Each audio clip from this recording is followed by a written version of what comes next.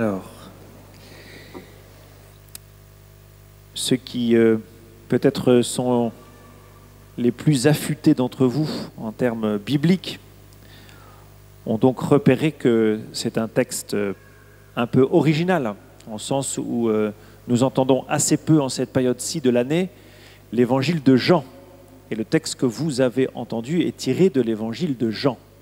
Et je dis pour les plus affûtés parce que vous avez repéré que le texte que vous avez lu et entendu, ou plutôt entendu plutôt que lu, puisque la parole est d'abord faite pour être entendue plutôt que lue, à la messe en tout cas, est un espèce de patchwork, entre guillemets. Il y a un court extrait du prologue de Jean, et puis ensuite un long passage sur, effectivement, l'apparition de Jean-Baptiste. Donc Jean l'évangéliste n'est pas Jean le Baptiste, mais donc Jean le Baptiste apparaît dans le texte de Jean l'évangéliste. Voilà. Tout ça pour dire quoi? C'est que ce n'est pas forcément un texte qui est très simple. Et je vous fais remarquer que si vous voulez entendre le prologue de Saint Jean, il faut venir à la messe le jour de Noël. Donc vous savez que le jour de Noël n'est pas le 24, mais le 25. Ce n'est pas interdit de revenir à la messe le 25 pour fêter Noël. D'accord? La messe de vigile, c'est très bien, il n'y a aucun problème, on entend la naissance du petit Jésus, mais je rappelle simplement que le jour de Noël, c'est le 25. Et nous entendons, vous entendez pour la seule fois dans l'année, ou je crois quasiment la seule fois, vous entendez le prologue de Jean, ce magnifique texte qui commence par « Et le Verbe s'est fait chair ». Texte, voilà, très très riche, très beau. Je vous fais aussi remarquer, puisqu'on est dans les messes de Noël, que je vous invite donc, on va commencer, cette année en plus c'est super parce que le 24 est un dimanche. Donc vous allez commencer à la messe le matin, le 24, c'est la messe du 4e dimanche de l'Avent, voilà, c'est normal, hein, messe de l'Avent, voilà, messe de dimanche. Ensuite, vous allez venir, je vous propose de venir à la première messe de Noël. Ici, ce sera à 19h30 qu'on appelle la messe de l'Emmanuel. Nous prendrons l'évangile de la nuit pour que vous ayez quand même la naissance du petit Jésus, mais les oraisons ne sont pas celles de la messe de la nuit. Ensuite, vous allez venir à 23h30 pour la messe de la nuit.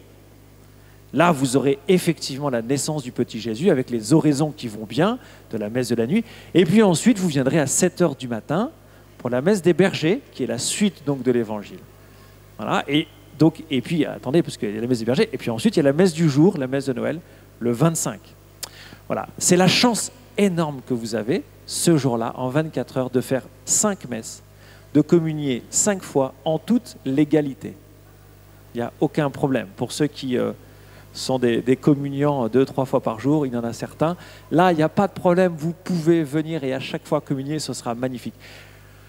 Voilà. Noël, c'est vraiment cette nuit qui, entre guillemets, ne finit pas, c'est pas exactement ça, mais c'est cette nuit si spéciale où vous pouvez accompagner cette histoire de Jésus, hein, qui, en fait, finalement, est annoncée au début de la nuit, né dans la nuit et adoré à la fin de la nuit.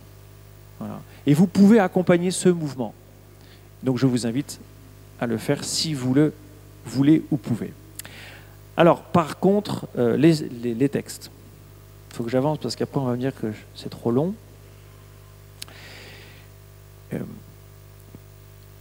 Vous avez le texte d'Isaïe. Le texte d'Isaïe, c'est donc un prophète. Et vous avez Jean le Baptiste qui se situe lui-même comme un prophète. Ces deux personnages ont comme objectif de mettre en route ceux qui les écoutent. C'est ça leur objectif. C'est de susciter une adhésion, c'est de susciter un intérêt pour les personnes qui les écoutent. Et vous avez remarqué que Jean-Baptiste prêche dans un désert. Ça veut dire quoi? Ça veut dire qu'effectivement, il n'y a pas grand monde, donc ce sont vraiment les motivés qui viennent. J'aimerais aujourd'hui ne pas prêcher dans un désert, c'est-à-dire j'aimerais seulement que vous puissiez écouter ces paroles, recevoir ces paroles pour vous, et ensuite les garder pour cette semaine. Et donc, le prophète croit que certains vont recevoir ce qu'ils ont à dire, c'est-à-dire, et c'est c'est ce que j'aimerais en fait vous faire comprendre. C'est-à-dire qu'on écoute la parole de la Bible, on écoute la parole de l'Écriture, on écoute la parole du prophète, mais en réalité, nous sommes obligés de faire confiance dans une promesse. C'est le mot important. Le prophète annonce une promesse. Et cette promesse, frères et sœurs, vous la recevez de manière non préparée. Je veux dire, qu'est-ce que je veux dire? C'est-à-dire qu'au fond, vous êtes obligés d'y croire sur parole. Sur parole. Je vais développer après, mais vous êtes obligés d'y croire sur parole. Donc en réalité, c'est comment allons-nous recevoir cette prophétie pour nous mettre en route? Comment allons-nous recevoir la parole d'aujourd'hui pour nous mettre en route? Cette mise en route, je vous invite simplement à la vivre déjà sur 9 jours. C'est-à-dire que vous entrez aujourd'hui, nous entrons dans ce qu'on appelle la neuvaine de Noël. Exactement. Elle commence aujourd'hui et elle finira le 25 par la messe à laquelle vous assisterez du 25 au matin.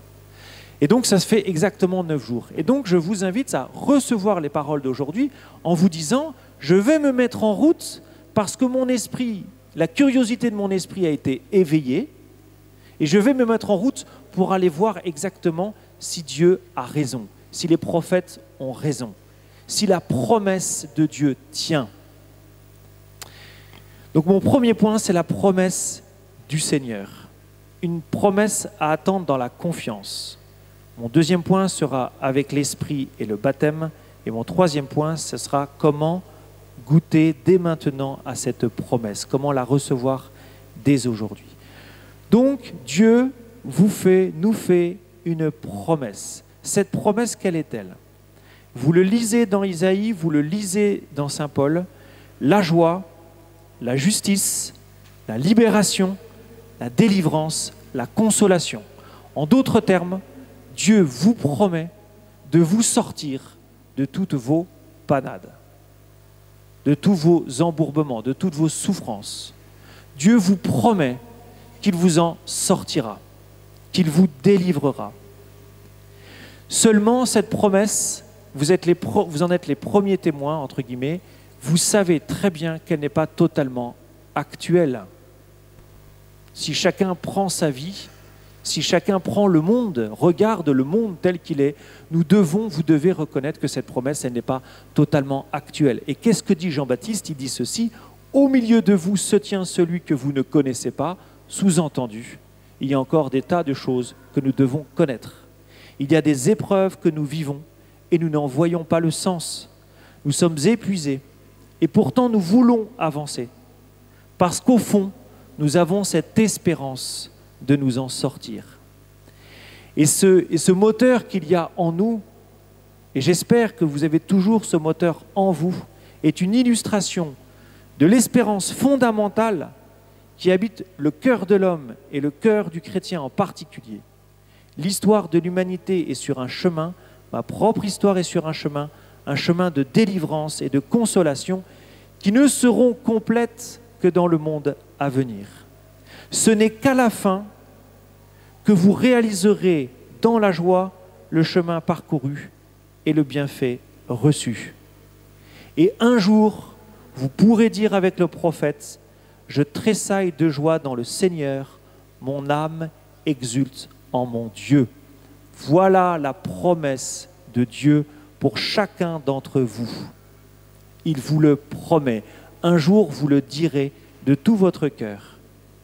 Et nous pouvons faire confiance à celui qui donne cette promesse parce qu'il est Dieu et parce que non seulement il est Dieu, c'est-à-dire tout-puissant, mais surtout parce qu'il nous aime. Il nous aime depuis toujours et il nous aimera pour l'éternité. Cette confiance dans la promesse de Dieu, elle s'appuie sur l'amour et elle s'en nourrit. La réponse à cette promesse, c'est la confiance. D'une certaine manière, ce que nous appelons la foi. La foi n'est pas que confiance, mais la confiance est une dimension essentielle de la foi chrétienne. Confiance en un Dieu qui m'aime et qui me libérera, qui me donnera la vie, quoi que je vive de difficile aujourd'hui. Je cite Saint Paul: « Il est fidèle, celui qui vous appelle, tout cela il le fera. Tout cela, il le fera. Il est fidèle, c'est-à-dire, il est digne de foi. Dieu est digne de foi. Alors mon deuxième point, c'est avec l'esprit du baptême. Qu'est-ce que je veux dire par là ? Allons-nous, parce que cette promesse n'est pas encore réalisée, parce que cette promesse est encore à venir, parce que dans la situation dans laquelle nous sommes aujourd'hui, nous ne voyons pas d'issue, allons-nous nous résigner? Allons-nous courber l'échine? Allez-vous souffrir patiemment en attendant non pas des jours meilleurs, mais, osons le dire, la mort, pour nous sortir, pour vous sortir de cette situation? Qui nous délivrera de ce monde de misère? Et comment en sortir? Alors si Jean et Isaïe dévoilent ce qui nous attend au ciel, ils nous disent aussi que mystérieusement, ce bienfait final vous est donné déjà en partage. Ce tressail de joie dans le Seigneur, mon âme exulte en mon Dieu, ou encore avec saint Paul qui dit ceci, soyez toujours dans la joie, ou encore bien sûr avec Marie et le chant du Magnificat que nous avons entendu tout à l'heure, mon âme exalte le Seigneur, exulte mon esprit en Dieu mon Sauveur, il s'est penché sur son humble servante. Tout cela est possible maintenant. C'est-à-dire que cette promesse, elle est déjà réalisée aujourd'hui et maintenant. Marie, les prophètes, saint Paul ne mentent pas. Ils ont beau eux-mêmes vivre dans la difficulté, connaître la souffrance, connaître la tribulation, ils osent dire « mon âme exalte le Seigneur ». Ils osent dire « je tressaille de joie ». Ils osent dire « soyez toujours dans la joie ». Vous vous rendez compte que saint Paul vous dit « soyez toujours dans la joie ». Chaque mot est important. Soyez. Il ne vous donne pas le choix. Il ne vous dit pas quand vous vous sentirez bien, quand tout ira mieux. Soyez. C'est comme un ordre, ça claque. Soyez. C'est impératif. Toujours, quelle que soit la situation dans laquelle vous vivez aujourd'hui, quel que soit le désespoir qui est dans votre cœur, quel que soit votre péché, quelles que soient vos souffrances, soyez toujours dans la joie. La joie du ciel vous est donnée aujourd'hui et elle est possible dès maintenant, quelles que soient les circonstances de votre vie. La paix, la souffrance, la joie, l'épreuve, la lamentation, le deuil, l'enfermement, le désespoir, le péché, que sais-je. Et c'est effectivement au milieu, au cœur d'une épreuve, il est évidemment difficile d'entendre cette parole ou de dire cette parole de saint Paul, soyez toujours dans la joie.